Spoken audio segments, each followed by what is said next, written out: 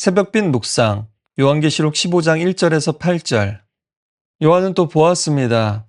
하늘에 크고 기이한 이적이 보입니다. 일곱 천사가 일곱 재앙을 가지고 있습니다. 하나님의 진노가 이것으로 마치게 되는 마지막 재앙이고 무서운 재앙입니다. 여기서 마친다는 것은 완성된다는 뜻입니다. 그리고 땅의 일부가 아니라 온 땅을 덮는 재앙입니다. 요한이 다시 보니 불이 섞인 유리바다 같은 것이 있고 짐승과 그의 우상과 그의 이름의 수를 이기고 벗어난 자들이 그 가에 서서 하나님의 검은 고를 가지고 찬양을 하고 있습니다. 원래 바다는 혼돈과 죽음을 의미한다고 했죠. 그러나 하나님의 보좌 앞에는 유리처럼 투명한 무서울 것 없는 잔잔함으로 있습니다. 오늘은 거기에 덧붙여서 불이 등장합니다. 심판과 연단을 뜻합니다. 모세가 보았던 가시떨기처럼 불이 붙었으나 나무를 태워버리지 않고 오직 모세의 과거와 수치만을 태워버렸던 그 불처럼 하나님의 불은 우리를 태우는 불이 아니라 우리 안에 모든 거짓과 두려움과 죄악을 태워버리는 불입니다. 우리의 사랑은 정의도 사랑도 이루지 못할 때가 참 많죠. 그러나 하나님의 진노는 언제나 정의를 이루고 사랑으로 덮습니다. 진노는 사랑의 반대가 아닙니다. 무관심이 오히려 사랑의 반대겠죠. 하나님께서 사람들의 죄에 대해서 진노하지 않으신다면 하나님은 도덕적으로 불감증에 걸리신 분일 겁니다. 토마스 머튼은 하나님의 진노는 그분 안의 감정이 아니다. 그것은 불의한 사람들이 하나님의 임재를 경험하는 방식에 붙인 이름이라고 했습니다. 그래서 구원받은 성도들이 찬양합니다. 하나님의 종 모세의 노래이고 어린 양의 노래라고 합니다. 하나님의 정의와 사랑과 승리를 찬양합니다. 홍해를 건너고 이집트의 군대가 수장된 뒤에 그들이 불렀던 감격의 노래, 그거보다 더 놀라운 골고다 언덕 위에서 이루어진 더 큰 출애굽 승리의 노래입니다. 그들의 손에는 칼이 아니라 하나님의 검은 고가 들려 있습니다. 그들이 싸움 대신 택한 것은 찬양이었습니다. 그들이 택한 저항의 방식은 예배였습니다. 땅에서도 하늘에서도 우리가 그렇게 할 때 하나님께서 심판하시고 잘못된 것들을 바로잡아 주십니다. 루터는 마귀는 노래를 싫어한다. 그리스도인은 찬송으로 싸운다라고 했죠. 출애굽에서도 이스라엘의 구원은 그들을 압제하고 죽이려 했던 이집트의 심판과 엮여 있었습니다. 예수님의 십자가 구원에서도 마찬가지였죠. 그리고 예수님이 다시 오실 때는 마지막 출애굽인데 그때도 심판과 구원이 같이 올 겁니다. 마지막 때의 일곱 재앙은 그때 악하고 고집스러웠던 이집트의 파라오의 군대처럼 지금도 하나님의 말씀을 거역하고 피라미드 세상을 만든 사람들을 심판하기 위함입니다. 세상이 어두워지고 하늘과 땅이 흔들려도 이미 우리에게 승리가 약속되어 있음을 잊지 마시길 바랍니다. 그리고 우리는 어느 때보다도 잠시 인생의 발걸음을 멈추고 주님의 품 안에 모여서 예배할 때 끊임없이 이 사실을 기억할 수 있습니다. 짐승과 그의 우상과 그의 이름의 수를 이긴 자들이 모세의 노래, 어린 양의 노래, 이 구원의 노래를 부를 수 있습니다. 지난번 짐승의 수 666이 어떤 경제 체제와 불이익을 말하는 것임을 보았습니다.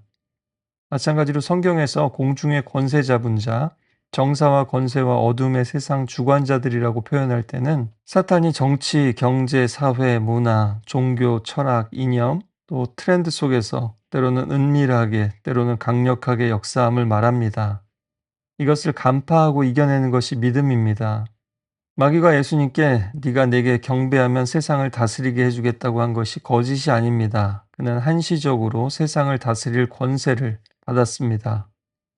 지난주 설교처럼 악한 영이든 악한 사람이든 악한 길을 고집할 때에는 하나님께서 내버려 두시고 내 뜻대로 되라 두십니다.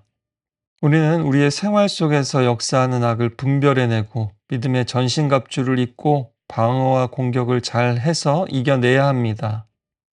요한계시록 7교회에 주신 약속도 이기는 자에게 새 예루살렘, 새 하늘과 새 땅을, 영원한 하나님의 나라를 약속하셨습니다. 그들이 오늘 이긴 자라는 것은 그들이 싸웠던 자들이라는 뜻이기도 하죠. 그러나 그 전까지는 세상 나라가 마치 성도들을 죽이고 이기는 것처럼 보일 겁니다.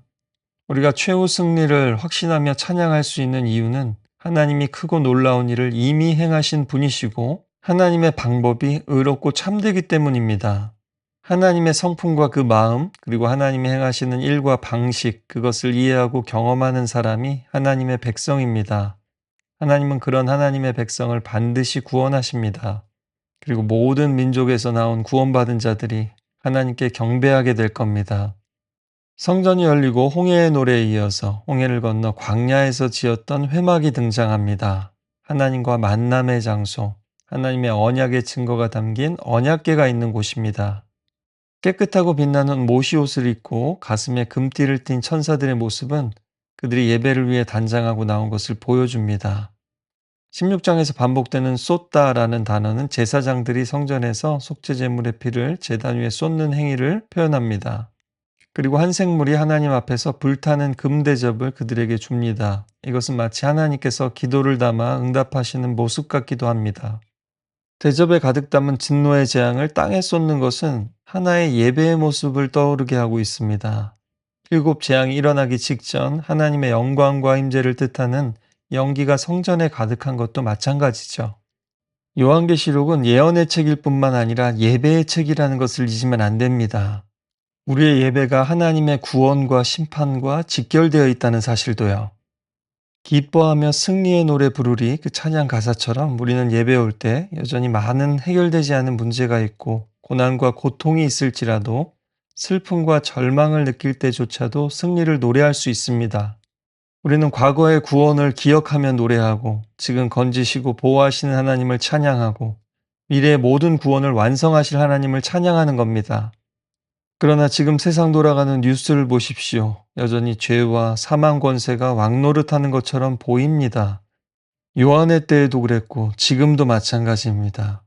그래서 어린 양이신 우리 예수님이 이미 승리하셨고 우리의 미래는 이미 결정되어 있음을 다시 한번 말씀해 주십니다. 성전은 연기로 가득 차게 되고 아무도 들어갈 수 없습니다. 출애굽기에서 성막이 하나님의 임재로 가득 차서 누구도 들어갈 수 없었던 장면과 비슷합니다. 하나님이 이스라엘 백성의 그 중심에 그들 사이에 임재하셨듯이 하나님께서 이 땅에 임재하시고 이 땅을 가만두지 않겠다는 선포입니다. 지금도 일하고 계시다는 말씀입니다. 성전은 하나님의 예배의 장소이자 임재의 상징입니다. 그런데 지금은 닫혔습니다. 하나님께서 사람들을 달아보셨고 이제 정의를 실행하실 시간입니다. 하지만 이것은 심판으로 끝나지 않습니다. 16장 이후에 우리는 마지막 심판을 보게 되고 그 이후에는 새 하늘과 새 땅을 보게 될 테니까요.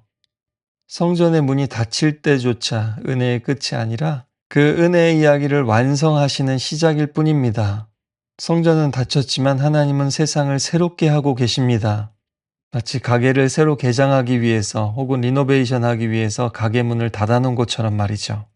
하나님께서 심판하시기로 작정하시면 아무도 막을 수 없습니다. 멈출 수 없습니다. 늦출 수도 취소할 수도 없습니다.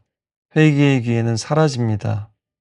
무서운 심판과 진노의 대접이 쏟아부어지기 전에 회개하고 돌이켜 구원받기를 축복합니다. 예수 믿고 생명을 얻으시길 바랍니다. 그 무수한 시간 동안 오래 참고 사랑으로 기다리신 하나님께서 마지막 심판을 준비하십니다. 그러나 요한계시록은 그 마지막 날을 계산하고 있으라는 것이 아니라 그 이미 시작된 마지막 날에 버티고 있는 이들을, 믿음으로 치열하게 버티는 이들을 위한 환상이고 말씀이었습니다. 그들은 요한이 전해준 그 환상과 노래를 기억하면서 로마가, 황제가, 우상들이, 마귀의 권세가 사로잡고 있는 그 세상 속에서 찬양을 하며 하루하루를 버텼을 겁니다. 세상은 요지경 속이다. 내가 왜 이런지 몰라. 이런 노래가 절로 나오는 세상이죠. 그럴 때 오늘 말씀 기억하면서 주여 우린 연약합니다. 노래하고 주의 보혈 능력이 또다. 주의 피 믿으오. 우리 찬양하며 나아갔으면 좋겠습니다.